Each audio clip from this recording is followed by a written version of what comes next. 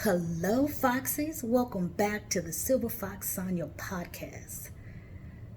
17 Years a Wife, Episode 7, Part 2. Y'all are funny. Sorry about the cutoff of the video.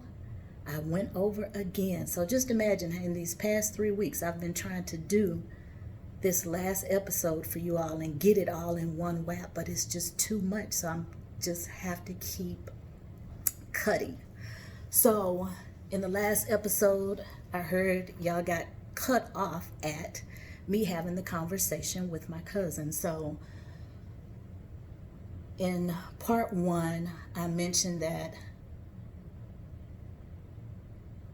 I started going through the voicemails that were in a folder that have been going there for the past year. And the first voicemail was a message from his daughter, which really shocked me because for years he was telling me that he wasn't going to talk to him or have a relationship with her.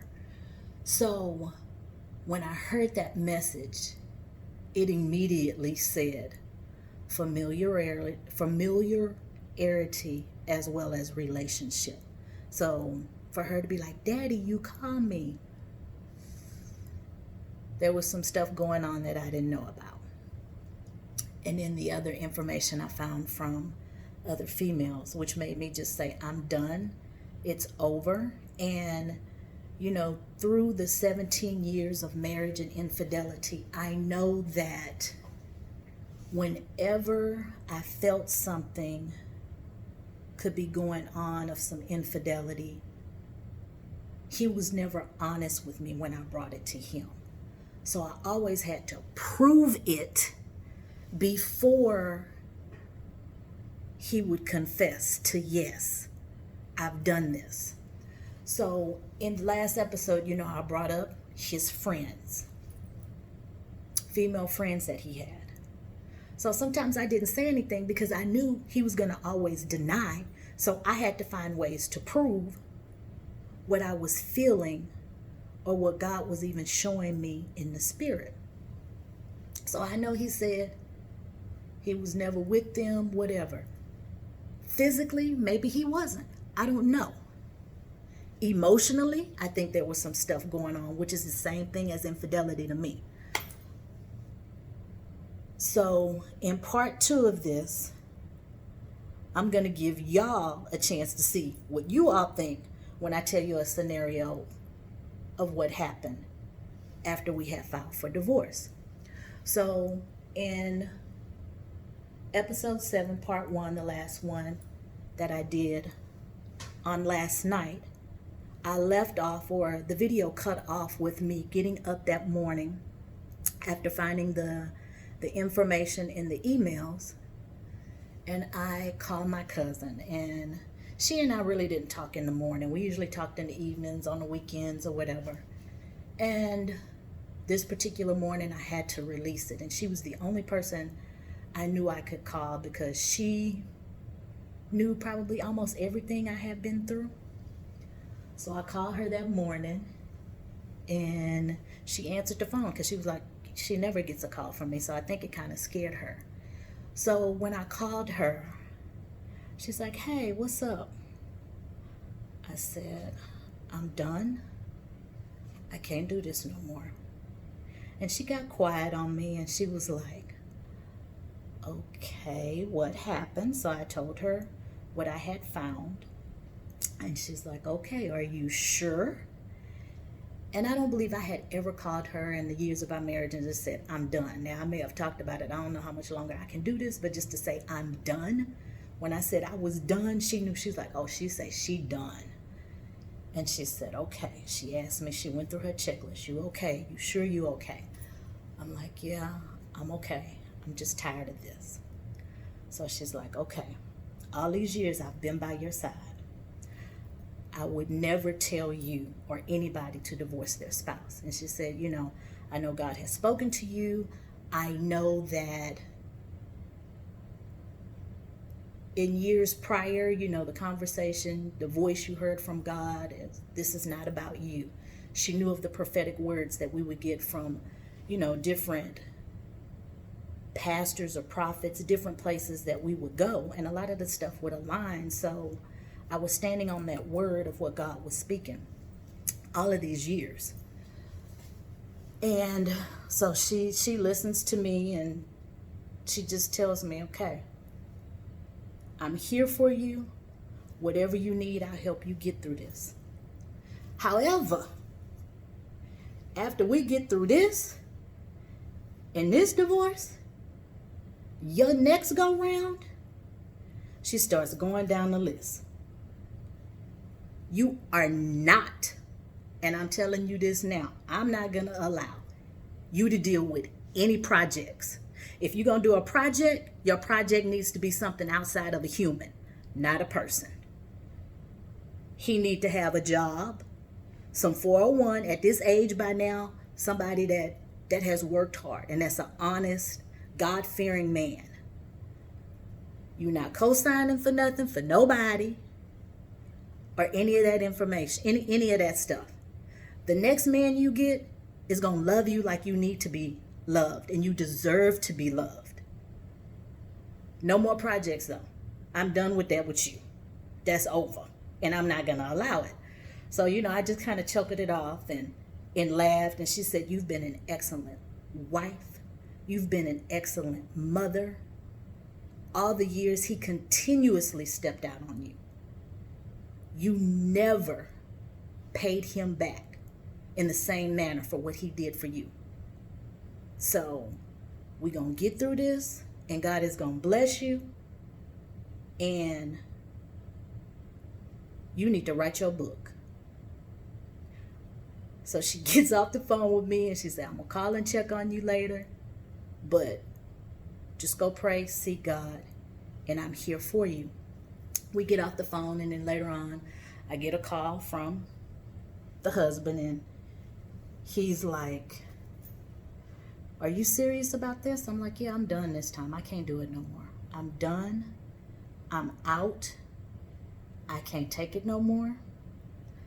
So he's just like, okay. And really, I think he believes I'm just blowing hot smoke. This is just hot air I'm speaking, because for years we've been talking about a divorce off and on.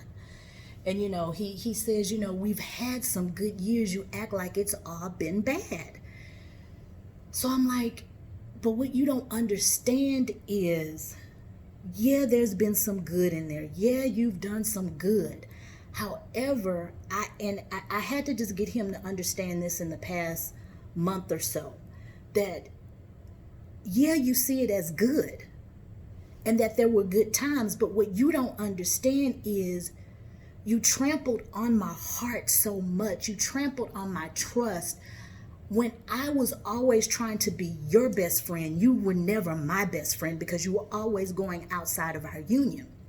So what you gave me, I never gave to you. So it was always good for you, because you were able to have your cake and eat it too, and a wife that consistently supported you, helped you. Now, I may have gone off on you sometimes, maybe threw a phone at you, but to disrespect you the way you disrespected me in this marriage, never. So for you, you see it as good because you got good, but I didn't always get good. So in the good times, you didn't realize that my heart was broken and I was bleeding. So when I explained it to him like that a couple of weeks ago, he was like, okay, I get it. So during that conversation, y'all, when he called me that day, and telling me that it had been good times, and I just couldn't get him to understand until, like I say, just a couple of weeks ago, he had asked me about the 401k check. So in the last segment, I told you that he had worked at a previous employer, and he had found out there was some 401k that he needed to move around or either cash out. He decided to cash it out. He had asked me if I had seen it in the mail. So I went and checked the mail and didn't see anything in the mail. So he's like, okay, well, just let me know when it comes in. And when the check finally did come in, it came in maybe about 2 days later. I called him that afternoon because it came in. I remember it came in early. I'm still at home on medical leave from having ACL surgery. And I said, oh, it came in. And he asked me how much it was and everything. I told him, he's like, oh, okay, well, I'll get it when I get home. Well, I'm sitting there at home. I'm like, okay. So I went and took care of some business, went to the bank. And when he gets home, he's like, hey, where's that check? I was like, I took it to the bank and I cashed it, and I took it to my attorney and put down on our divorce. You did what?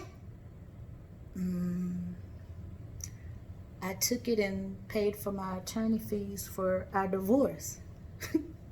Y'all, he was livid. Like, why would you do that? That was supposed to be used for something else. I'm like, yeah, but I think this is more important right about now. So he was mad and upset with me. And as we were going through this divorce and talking about it, we decide that we're going to tell our families. But before we tell them, this was June, we decided to have a last dinner with the family. And his family and my family. And we would never do holidays together with both of our families, because it's 11 of them, and then you got 50-something nieces and nephews, and then great nieces and nephews. And then my dad's side of the family is pretty big too. So putting us all together in one house, I mean, it'd probably be nearly 60, 70 people easily. So we decided we'd just open up the backyard, put tables out there, and we'd have enough for everybody. You know, even if that many people showed up, we could make room for it. We decided to do 4th of July at the house. My parents come and help me out. And they get there that day to help me get stuff together. I'm walking around on crutches. Mom's helping me, and she's in there dusting my fireplace and stuff. Girl, you haven't dusted? I'm like, Mama, I can't. I'm on crutches. I can't get everything done. And so I'm listening to my mom fuss and talk, and then she's like, girl, what's going on with you? So I like to decorate. And as my mom is dusting and stuff, she said, you don't have no candles up here, no flowers. I usually change things out for the season, decorate for the fall, decorate for the 4th, have stuff up during the Christmas season. And she's like, what's happened to you? And it was at that moment when my mom asked me, what has happened to you? I said, I'm dead.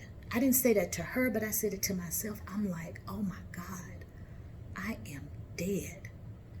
I don't do what I used to do.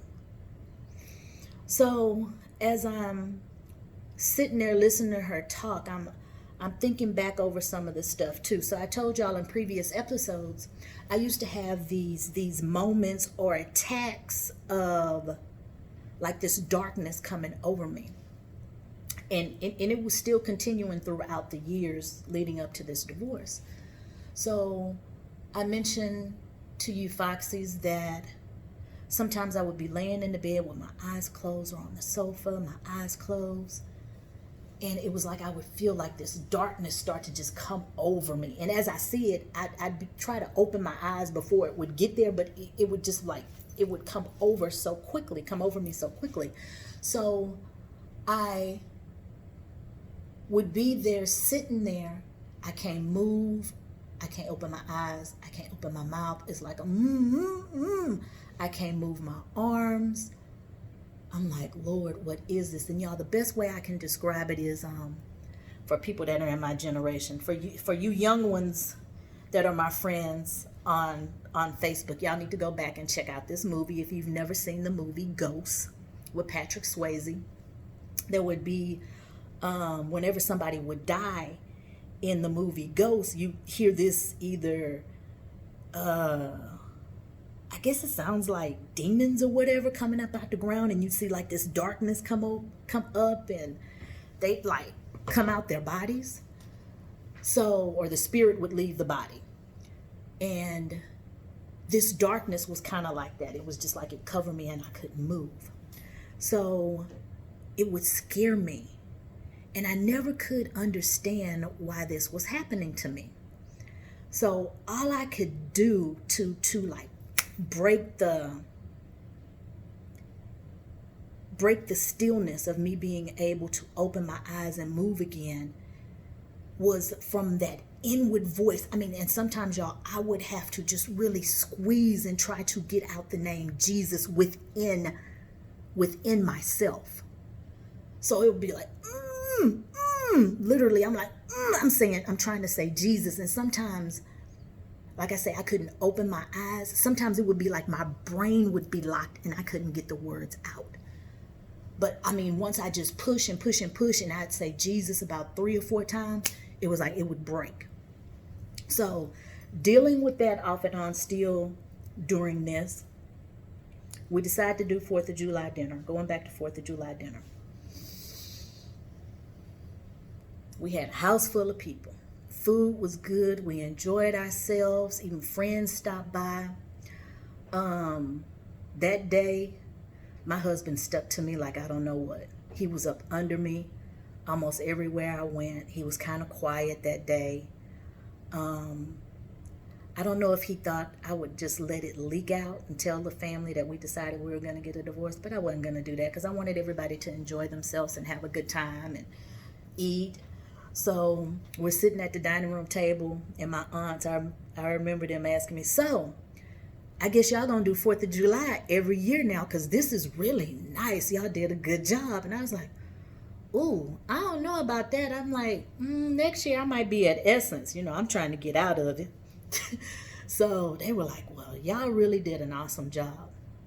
So before the night is over, my sister is pacing back and forth. My mom is in the kitchen. My dad's in the kitchen. My sister, and she's like, Sonya, she's like, what's wrong with my brother-in-law? I'm like, what do you mean?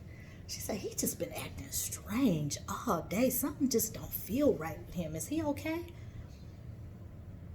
He look okay to me. Something is off. Something is off. Something is truly off. I was like, I don't know. Did you ask him? She's like, no, I just thought I'd ask you. I was like, oh, okay. So we entertained for the rest of the night. I think we celebrated probably until midnight. The last people left around 12:30 or midnight on the 4th of July that night. And we cleaned up, went on to bed that night, and the next day we woke up and we were talking. We're like, hey, so what are we going to do? How are we going to tell our families or whatever? So he said, well, let's just wait. We wanted to do it together. And I was like, okay, we'll do it together. I'll wait. We'll tell my parents, and then we'll go tell your grandmother, your dad, and then the rest of the family. But in between us getting to our parents to tell our parents, his friend comes over to return the camera. Now, this is the same friend I went to go pick up the luggage from that night that she thought he was coming to pick up the luggage, but it was me. So she brings the camera back to him and states that something's wrong with it or something was going on with it. And he's like, really? So he goes back to the back to his camera bag to, I guess, pull something out to go with it or whatever. And she follows him back to the back. And I'm in the kitchen cooking, washing dishes.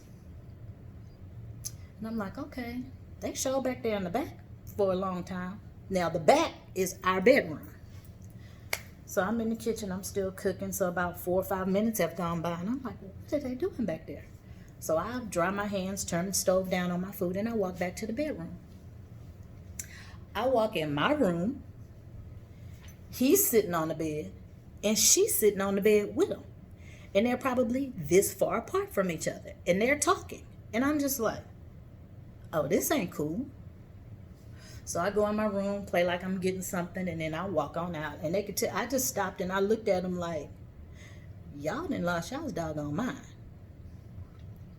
I go on back to the kitchen. I finish doing what I'm doing. She's probably back there in the room with him another 5 minutes. And I didn't go off or I didn't fuss because I see my son walking towards me as I'm getting ready to walk back towards the kitchen. So I'm like, okay, keep you cool, keep you cool. Your son is right here.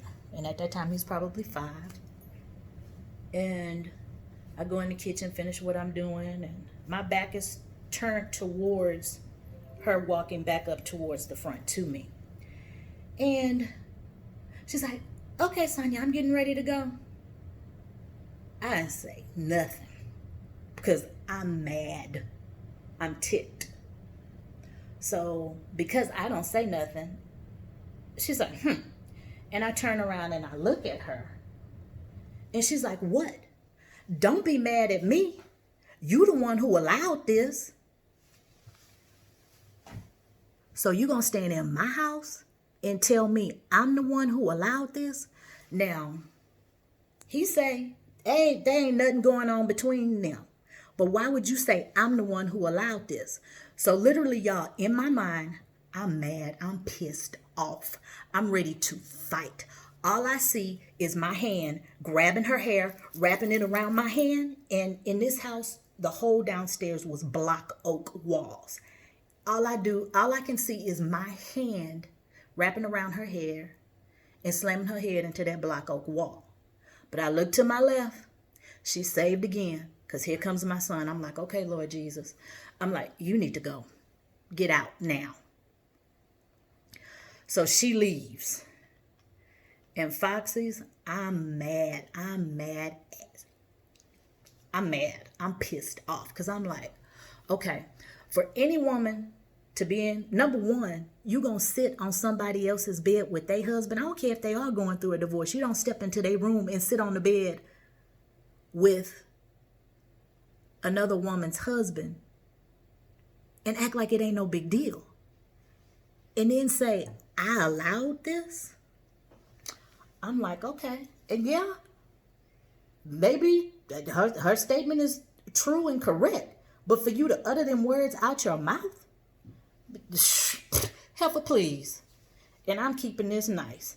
So y'all, divorcing him was not hard.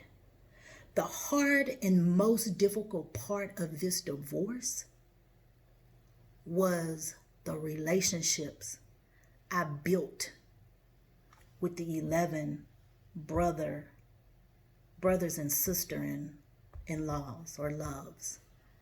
The 50-something nieces and nephews and the great nieces and nephews, because my nieces and nephews and even sister-in-laws, and I call them sisters because we still talk and spend time together to this day. But I spent more time with them than he did. So that was the hard part. And Lord, his grandma, I just knew what it was going to do to her. She spent a lot of time with my family. And my grandmothers had adopted her as a sister since she didn't have siblings. So we had agreed that we wasn't going to tell we would tell our families together. But after this heifer then came in my house and she said to me, I'm like, oh, hell no, I can't hold this no more. So he was going to work this morning. My son had gone and spent some time with one of his friends. And I'm like, I got to get this off my chest. So I called my dad. I called my parents. And I was like, Daddy, how you doing? He's like, I'm good, baby. How are you? I'm like, I'm all right. What's wrong? I said, where mama? Oh, she not here. She gone. I was like, oh, okay. Well, what's wrong? I said, no, I need to talk to both of y'all together. He's like, no. What's wrong? Let me know. What's going on? I said, well, Daddy, I'd really rather wait till Mama's with you. No. We ain't waiting on Mama. What's going on? So I tell him, I said, Daddy, Michael and I have filed for a divorce. He's like, what? What happened? What's going on? What? I'm like, Daddy, it's just a lot. So the first thing I start off with and tell him is that, he has another child. He's like, what you mean he got another child? I said, he has a daughter. You just found out? No. I said, she's 10. Whoa, she 10? I was like, yeah. Well, when did you find out? 10 years ago. He's like, well, why you just doing it now? I was like, Daddy, long story, Daddy, long story. I said, but it's not just that. It's more to it than just that. I said, it's other infidelity situations or whatever. And I go through the story and tell him everything that I have been going through. And he was just like, oh, baby. And I think at that point he was heartbroken. And he said, okay, well, when your mama get home, I'm going to talk to your mama. I said, okay. So I got off the phone with my dad, and I believe my dad immediately called him. I'm not sure how long he waited to call him, because I got a call from him saying, "You called your parents and told your parents?" I'm like, after that stuff I went through with homegirl, I just couldn't handle it no more. I needed somebody to talk to. So yes, I called my parents. So when my mom gets home, my dad told my mom. My mom calls me, and I start to tell her some of the stuff, and she's like, "What?" And as I'm going down the list trying to tell my mom everything, my mom's like, "I gotta go. I can't hear no more of this. I gotta go. This is too much. This is too much in one phone conversation to even take. I gotta go." So my mom gets off the phone. And since I had told my parents, he goes and tells his grandma. And my sister-in-law, one of them, my goddaughter's mother, calls me. And she's like, "Sonya, you know, grandma's getting old, and some of the stuff, sometimes she gets stuff twisted. I don't think she understands stuff." And she told me that Michael came over and told her, "Y'all getting a divorce." I said, "Yeah." She heard him right. We're getting a divorce. And this was the sister-in-law that she and I would be like this sometimes. I mean, she loved me, but yet we'd be like this. And I just heard in her voice, like, she's like, "What? No, who's going to be his backbone? Who's going to support him? Who's going to lift him up? You handle him so well." And I'm just like, "Sis, I can't do this no more. I don't have it in me to do it anymore, and it's killing me." And she was just like, "Oh, no." And she had happened to talk to one of the other sisters, and the sister's like, "Girl, no, they ain't getting no divorce." So she's like, "I'm calling them." And then my brother-in-law shows up at the house, and I open the door, and he's standing outside the door. "Y'all just wrong. Y'all wrong. Y'all have dinner and have us over and everything and do that. That was the Last Supper. And y'all didn't tell us. The Last Supper. Y'all did that stuff on purpose." I'm like, "Brother-in-law, no love lost. I love y'all and will always love y'all. But your sis can't take no more. So I'm checking out." So Foxies, I thought I would be done with part 2. But like I say, this is a lot to cover, 7 years in one episode. So I hope y'all enjoyed this segment, and get ready for segment 3, because I got to come back and end on the strongholds and how I was released from those strongholds after we filed for divorce. Smooches. Love y'all. Have a blessed day.